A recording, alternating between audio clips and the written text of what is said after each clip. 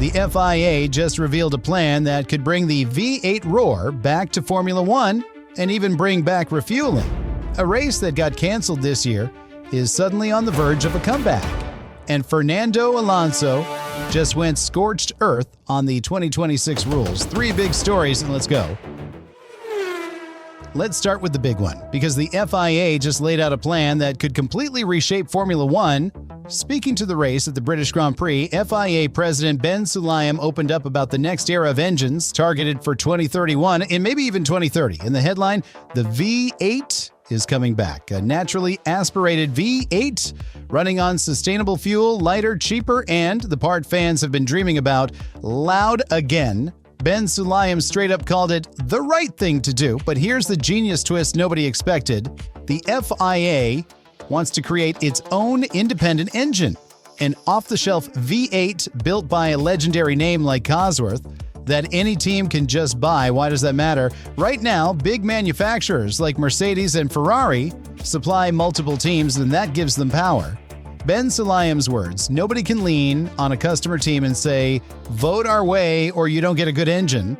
An FIA engine kills that leverage stone dead, and it gets wilder because a V8 burns more fuel than today's efficient hybrids. The FIA is now studying, and I mean actively studying, bringing back refueling, gone since 2009. Ben Sulayem says it's not a concern if you do it in the right way. Now, let's keep it honest. The way this channel does, none of this is signed. The V8 targets 2031. Refueling is still just a study. And when Ben Sulayem claimed McLaren and Alpine would build their own engines, Renault shut that down flat. Not really, their boss told Reuters.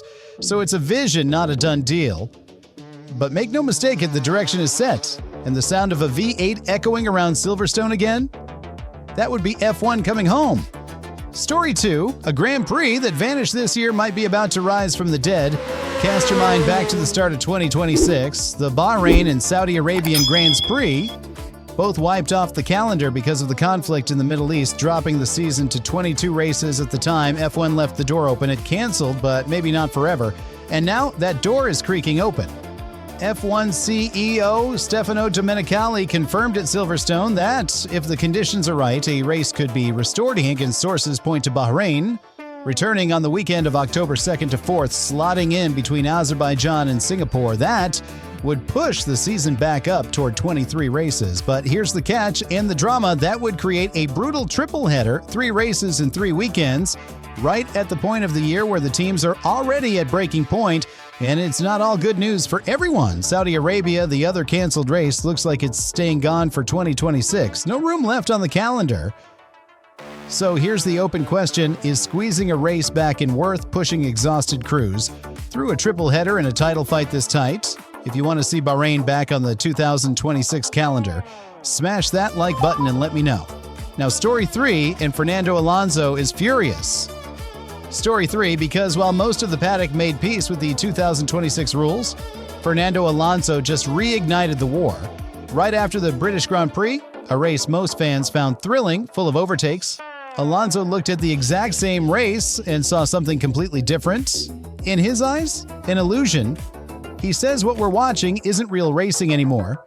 His argument cuts deep.